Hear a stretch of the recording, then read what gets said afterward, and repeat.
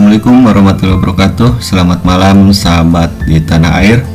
Jumpa kembali dengan channel Maliki Sensei ID. Pada video kali ini saya akan berbagi cara mengisi aplikasi Rapot SP untuk jenjang SMP tahun 2022. Bagaimana caranya? Langsung saja kita simak videonya secara bersama-sama. Langkah pertama, kita buka dulu aplikasi Rapot SP-nya. Kemudian setelah muncul seperti ini, maka kita wajib mengisikan username dan password. Contoh, misalkan di sini untuk username bagi yang sudah PNS biasanya menggunakan NIP, sementara untuk password itu setelah dibuatkan oleh admin. Nah, setelah terisi, maka kita langsung sign in. Maka akan muncul seperti ini tampilannya.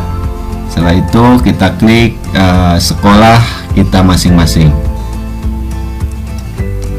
Maka tampilan utamanya adalah seperti ini. Kemudian untuk berikutnya adalah kita inputkan nilai. Terus kita klik nilai sumatif. Bahkan di sini kelas 7A. Kemudian kita pilih mata pelajarannya, bahasa Indonesia, kemudian sumatif ke 1. Kemudian pilih target capaian. Nah, jika teman-teman belum menambahkan target capaian, maka kita tambahkan di sini. Contoh, misalkan di sini targetnya, kode targetnya misalkan 7.3.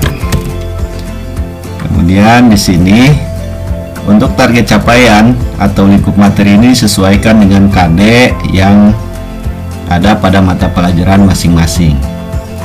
Contoh, misalkan di sini saya menambahkan KD mengidentifikasi informasi dalam teks deskripsi. Nah, maka setelah itu kita proses dan akan tampil seperti ini. 7.1 mengidentifikasi informasi dalam teks deskripsi. Kemudian mengidentifikasi unsur-unsur cerita fantasi. Ini masih bisa kita edit jika memang tidak sesuai dengan KD atau perlu menambahkan, maka kita klik edit. Nah, di sini akan muncul seperti ini. Setelah itu baru kita proses. Kemudian langkah berikutnya adalah ke sumatif akhir tes. Nah, di sini kita pilih kelas seperti tadi, kemudian pilih mata pelajaran. Nah, di sini pilih jenis sumatif akhir.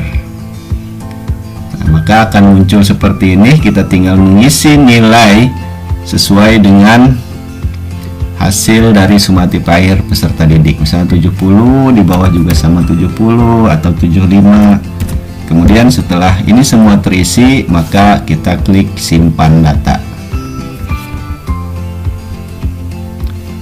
Kemudian langkah berikutnya adalah ini kita bisa melakukan import nilai dengan cara kita mendownload terlebih dahulu formatnya.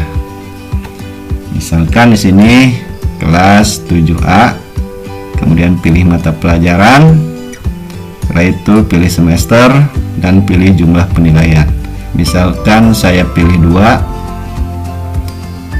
karena di CP-nya itu tadi hanya ada mengidentifikasi informasi teks deskripsi dan juga unsur cerita fantasi.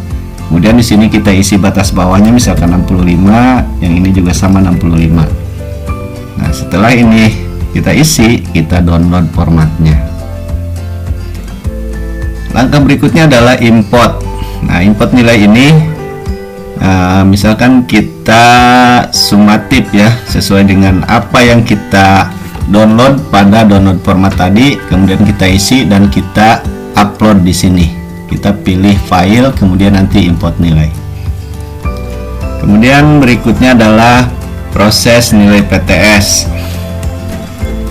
Kita lihat misalkan masih tab 7A, pilih penilaian mata pelajaran bahasa Indonesia, pilih semesternya 1. Misalkan ini kita bisa tampilkan ya seperti ini. Ini baru satu yang saya kerjakan. maka nilainya akan tampil seperti ini ya.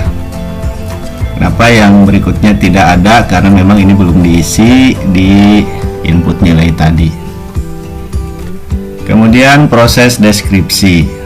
Nah, proses deskripsi ini membutuhkan waktu yang lumayan lama. Karena di sini kita harus mengisi deskripsi capaian.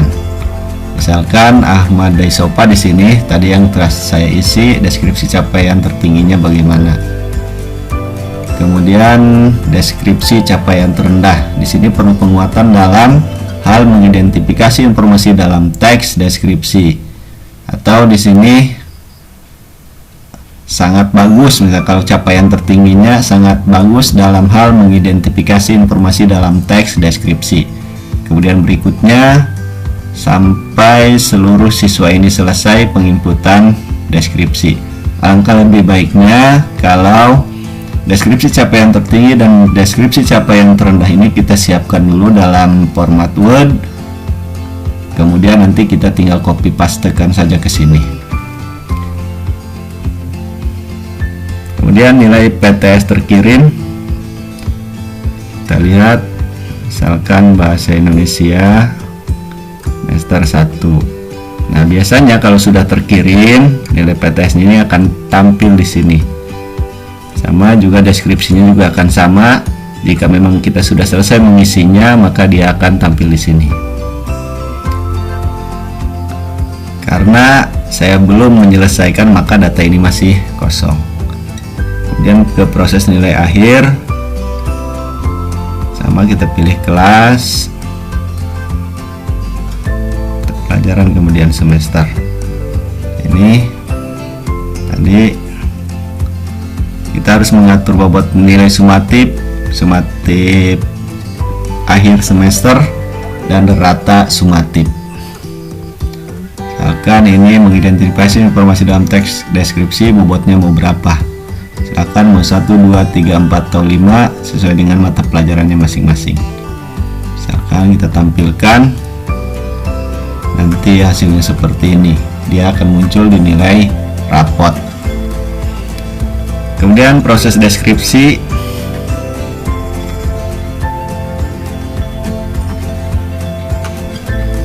Kita pilih semesternya. Ini juga sama seperti tadi, seperti proses deskripsi pada nilai PTS atau nilai akhir ya, sama saja. Sini kita harus menyiapkan terlebih dahulu dalam bentuk Word agar mudah dalam pengerjaannya. Nanti kita tinggal copy pastikan saja ke deskripsi capaian yang ada pada rapot SP ini. Sama, nilai akhir terkirim dan deskripsi terkirim juga sama. Kemudian untuk nilai karakter P3 ke-13. Nah, di sini kita pilih kelas juga, kemudian pilih semester. Dan dimensi P3-nya ini kita mau yang mana, kemudian di sini kita klik misalnya beriman bertakwa kepada Tuhan Yang Maha Esa. Nah, di sini sudah tertera.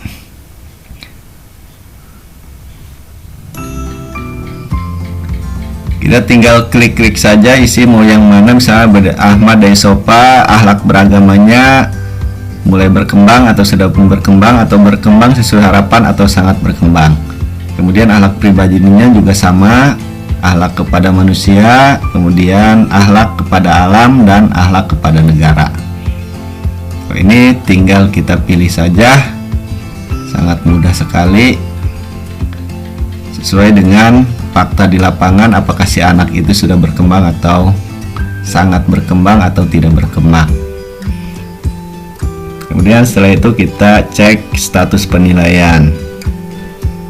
Di sini setelah dicek, karena saya baru satu orang siswa yang saya isi datanya, maka nilai sumatif ini akan tampil satu data. Sumatif akhir semesternya belum, kirim nilainya juga belum. Ini akan kita ketahui dari status penilaian. Kemudian daftar nilai harian, mata pelajaran, kemudian semester.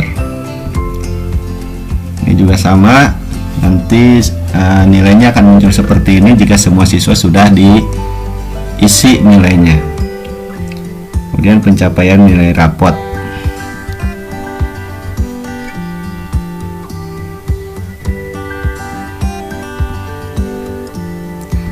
Ini ya, untuk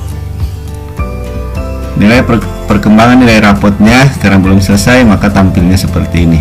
Nanti jika memang sudah selesai maka akan terisi secara otomatis di sini, kemudian nilai rata-ratanya juga akan terisi.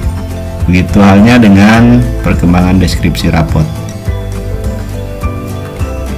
Nah, setelah itu pengerjaan kita sudah selesai.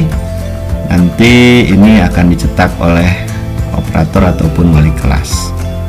Demikian untuk tutorial kali ini, semoga bermanfaat. Jangan lupa like dan subscribe serta ketuk loncengnya biar kami bisa menampilkan video-video yang terbaru. Sampai jumpa di video berikutnya.